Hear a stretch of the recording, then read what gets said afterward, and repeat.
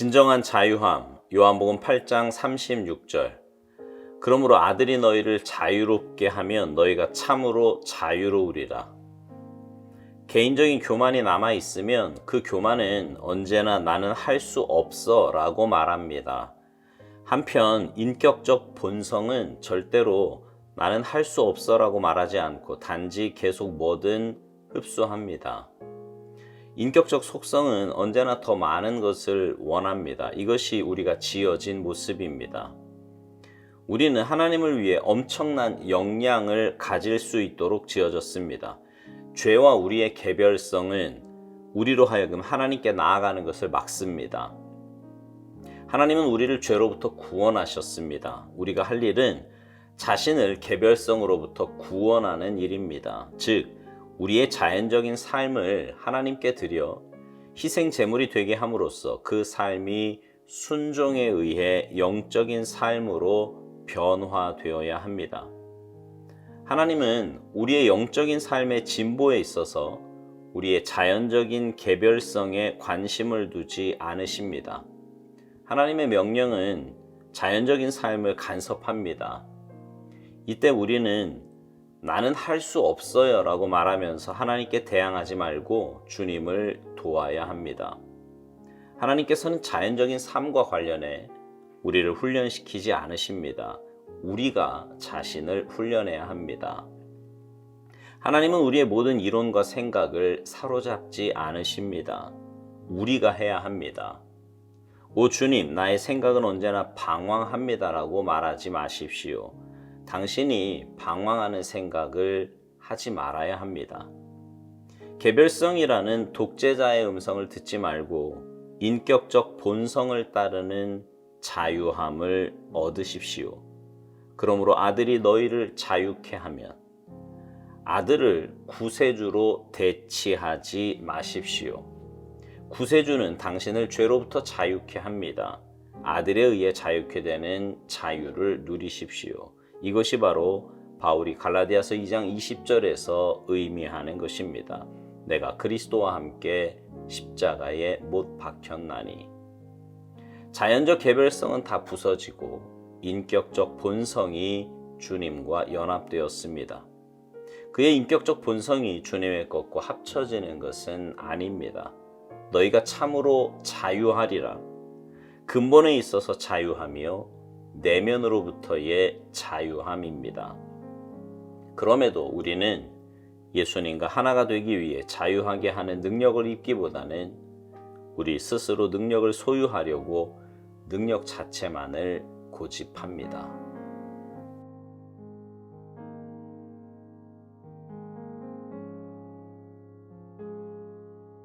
신앙생활을 이제 하다 보면은요, 일을 해야 될 때, 사역을 요청받을 때가 옵니다. 이제 그러면 두 부류로 나누게 되는데요. 한쪽은 그 요청을 믿음으로 받아들여서 열심으로 맡겨진 일에 최선을 다합니다. 반면에 다른 한쪽은요, 할 수 없다고 고사를 합니다. 근데 여러 가지 이유를 말하면서 이제 그만 못하겠다라고 이야기를 하는데, 가장 많은 이유를 차지하는 게 뭐냐면 자신은 너무 부족하다는 거예요. 그래서 할 수 없다는 거죠. 그런 일을 감당할 만한 그릇이 아니라는 말입니다.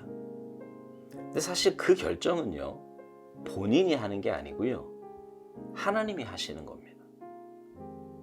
목회자나 앞에 선 사람들이 기도 가운데 결정을 하는 거고, 대부분 보면 그 결정이 맞아요.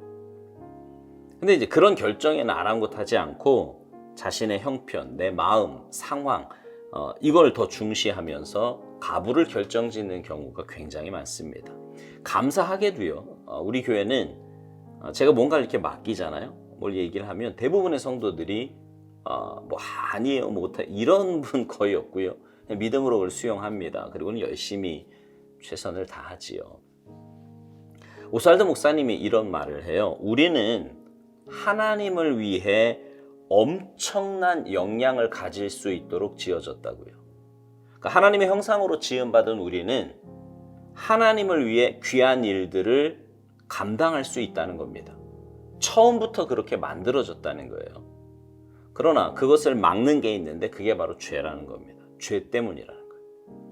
하나님은 그런 우리를 죄로부터 구원하셨고, 이제 구원받은 우리가 해야 할 일은 자신을 개별성으로부터, 그 죄와 개별성으로부터 구원하는 일이라고 말합니다. 즉, 우리의 자연적인 삶을 하나님께 드려서 희생제물이 되게 함으로써 그 삶이 순종에 의해 영적인 삶으로 변화되어야 한다고 말합니다. 이게 무슨 말이냐 하면, 하나님은 이제 우리에게 구원의 길을 열어주셨어요. 이제 우리가 할 일은 주님께서 열어주신 그 구원의 길을, 그 길로 내 삶의 방향을 틀어야 하는 겁니다. 그래서 내 죄성에서 기인된 모든 것을 십자가 앞에 내려놓고 이제는 순종의 삶, 주님 뜻대로 사는 삶이어야만 하는 겁니다. 오스왈드 목사님이 계속해서 이런 말을 합니다. 하나님의 명령은 자연적인 삶을 간섭하는데, 이때 우리는 나는 할 수 없어요 라고 말하면서 하나님께 대항하지 말고 주님을 도와야 한다는 것입니다. 제가 늘 드리는 말씀처럼 하나님은 인격적인 하나님이시라 억지로 우리를 뭘 하게끔 하지 않으세요. 오스왈드 목사님은 그래서 우리가 해야 할 일들을 이렇게 말합니다. 그러니까 하나님께서 하시는 일과 우리가 해야 할 일이 있는데, 우리가 해야 할 일, 우리 편에서 그러니까 하나님께서는 자연적인 삶과 관련해 우리를 훈련시키지 않으시고요. 그거 우리가 해야 된대요. 하나님은 우리의 모든 이론과 생각을 바로잡지 않으신다는 거예요. 그것도 우리가 해야 할 일이라는 겁니다. 그리고 주님, 나의 생각은 언제나 방황합니다, 이런 말 하지 말고 그 방황하는 생각을 당신이 하지 말라, 이렇게 얘기합니다. 우리가 해야 할 일이라는 거죠. 그런 생각 자꾸 하면서 저 방황 이런 소리 하지 말고 아예 그거 하지 말라는 겁니다.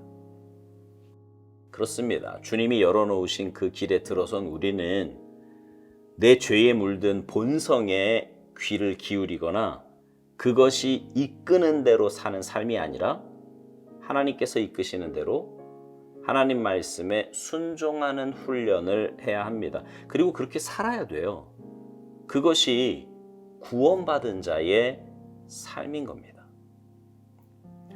오스왈드 목사님은 우리가 그렇게 살 때 참된 자유함이 있음을 말합니다.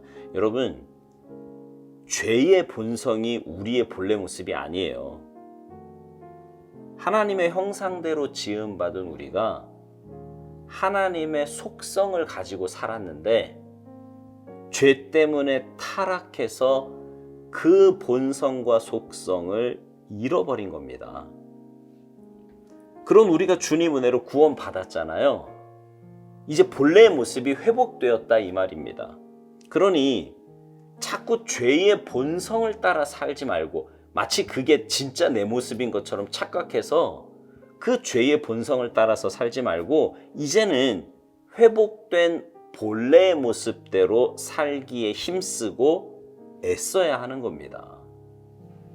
오스왈드 목사님은 오늘 본문 말씀을 가지고요, 구세주와 아들을 구분지어서 설명을 합니다.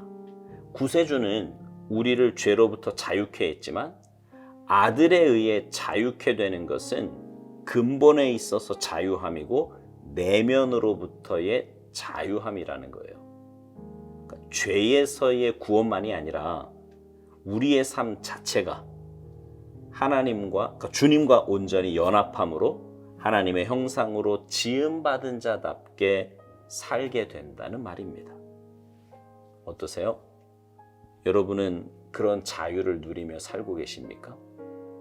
아들과 연합함으로, 주님과 연합함으로, 주님 안에 온전히 거함으로 그런 자유함을 누리며 살고 계시냐고요.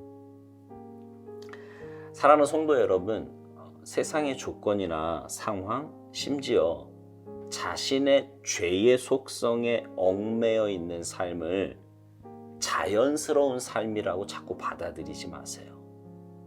그거는 우리가 그렇게 받아들이면서 살아야 될 삶의 모습이 아닙니다. 우리는 하나님의 형상으로 지음받은 우리는요, 주님 안에서 참된 자유함을 누리며 그렇게 살아갈 하나님의 자녀들입니다. 바라기는 여러분 모두가요, 자신의 올바른 정체성을 깨닫고 주님 안에서 믿음으로 진정한 자유함을 누리며 살아가시기를 주님의 이름으로 축복합니다. 아멘.